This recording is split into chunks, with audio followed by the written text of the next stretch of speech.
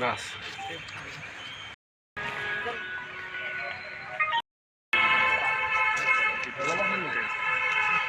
2025 তারিখে শিবশঙ্কর রায় আড়ালিয়া ওনার অভিযোগ মূলে একটি এফআইআর রেজিস্টার ও এনসিসিপিএস কেস নাম্বার 83 2025 এবং যে আমাদের নেহেরু পার্ক এলাকা থেকে একটি মোটরবাইক চুরি হয় এবং জিবি বাজার এলাকা থেকে একটা মোটরবাইক চুরি হয়।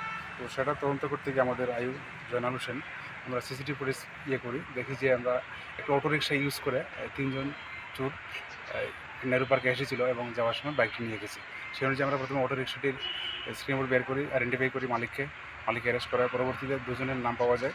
আমরা দুজনকে অ্যারেস্ট করি এবং তাদের তদন্তের ভিত্তিতে আমরা জিবি বাজার থেকে যে বাইকটি চুরি হয়েছিল সেটা বিএসএফের সহযোগিতা নিয়ে আমরা সোনামোড় থেকে সিজ করি। বর্তমানে বাইকটি মানে আমরা বিএসএফ কাস্টডিতে আছে, আমরা নিয়ে আসছি রয়্যাল এনফিল্ড বাইক।